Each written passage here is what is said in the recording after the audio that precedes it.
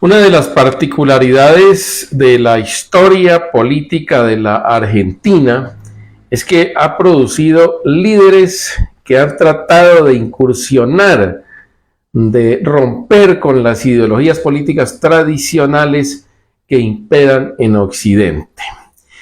El movimiento justicialista, que fue un movimiento creado por el expresidente Juan Domingo Perón, un general del ejército que llegó desde 1943 a ser director nacional del trabajo, una dictadura militar que se impuso de facto en lo que se llamaba Grupo de Oficiales Unidos, y cuando fue ministro de Trabajo, pues logró legalizar o crear mejor las leyes que crearon sindicatos en su país, y se echó al bolsillo a todos los obreros de la Argentina porque se pudieron sindicalizar frente a las grandes empresas, su mayoría inglesas, productoras de carne y de otras industrias que florecían en esa época de la Argentina. Gracias a esa política de progresismo de la época, se lanzó a la presidencia en 1946 y logró con unas amplias mayorías ser presidente de la República. Posteriormente fundó el movimiento justicialista, que decía él era una tercera vía que se contraponía frente al comunismo de la época, al socialismo de la Unión de Repúblicas Socialistas Soviéticas y el capitalismo norteamericano. Ese justicialismo lo toman también como modelo, no con el nombre de justicialista, sino como unas políticas asistencialistas de Estado.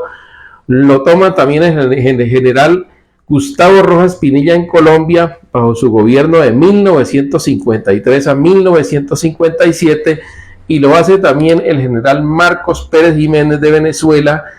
que gobernó desde 1954 hasta 1959 en ese país, y aplicaron las políticas asistencialistas de Estado, que era darle pan al pobre, darle mercados y todo lo que se pudiera para contrarrestar el avance del socialismo en América Latina, pero no le solucionaba, por supuesto, nada a la gente, porque el asistencialismo de Estado, mientras no venga acompañado de proyectos productivos, no sirve para nada, sino para mitigar de momento. Esa es la historia del justicialismo en Argentina. De allí en adelante, ningún gobierno en la Argentina se ha podido ser elegido si no es por el Partido Justicialista, salvo el caso de 1983, cuando llegó Raúl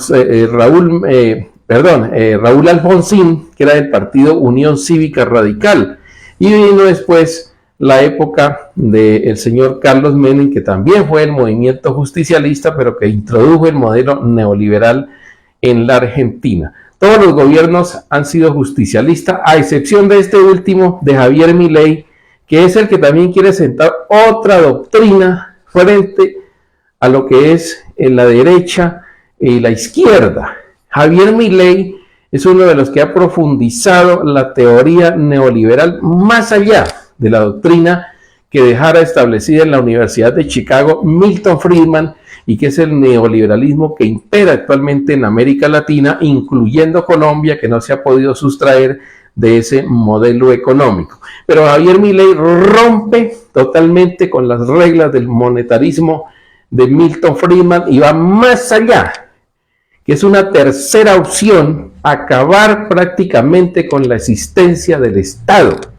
Para él el Estado debe desaparecer totalmente y la empresa privada encargarse prácticamente de todo el engranaje de un gobierno. Javier Milei ya hizo unas reformas profundas en la Argentina, donde le quitó, por ejemplo, la salud a los pensionados, les bajó el salario de las pensiones a las personas que estaban pensionadas, prácticamente está acabando con el sistema de salud gratuito que dejó precisamente Juan Domingo Perón en 1952,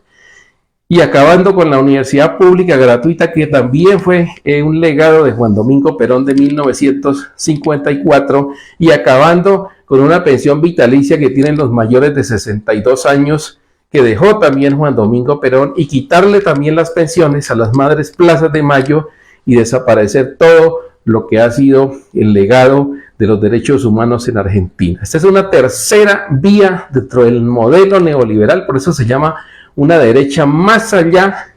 de la extrema derecha, más allá de cualquier ideología. Y algo que va a dejar sembrado en América Latina. Javier Milei ya en Austria ganó el pasado domingo otro ultraderechista con el movimiento Libertad también, lo que llama el movimiento libertario. Claro que este austriaco no va a reconocer que esa ideología es de Javier Milei. Ellos se creen, los europeos jamás aceptan que los latinoamericanos le dan lecciones. Pero aquí en Colombia ya surgió un movimiento libertario en inspiración a Milei. Ustedes han visto aquí a través de SBC Noticias, les mostramos un video donde un jovencito, un adolescente, por cierto que es de origen indígena, hace todo lo posible por imitar a Javier Milei con unos cabellos descuadernados, es decir, un pelo totalmente alborotado y unas gafas con unos vidrios gruesos, imitando a Javier Milei y diciendo que él representa el movimiento libertario de Milei. Poco conocen de la teoría económica que maneja Milei, que seguramente más adelante seguirá siendo difundida en América Latina. En la eventualidad de que Milei perdure por mucho tiempo como presidente de la Argentina, seguramente van a surgir en América Latina estos movimientos libertarios mucho más fuertes que los que quieren imitar hoy al señor Bukele de El Salvador, que ese ha sido otro boom de la derecha extrema también, que ha sacado un modelo como el de Bukele. Ese es el modelo de la seguridad, que considera que construir cárceles es la mejor panacea para acabar con la delincuencia sin mirar más allá de las razones por las cuales se causa la pobreza. Pero lo de Milei va a ser más o menos parecido a lo del justicialismo de la Argentina de Perón. Es decir, la antítesis del justicialismo es ahora el movimiento libertario que sienta una doctrina mucho más profunda que el neoliberalismo clásico que conocemos, el que dejó Adam Smith en el siglo XVIII y el que después reformó Milton Friedman en la Universidad de Chicago en los años 60 y sobre el cual se sostienen las economías de la gran parte del mundo y por supuesto de América Latina. Vamos a ver hasta dónde llega y hasta dónde puede profundizar esas políticas económicas que seguramente van a redundar en muy dañino para la gente más pobre de ese país. Para temas de análisis les habló Santiago Villarreal. Hasta pronto.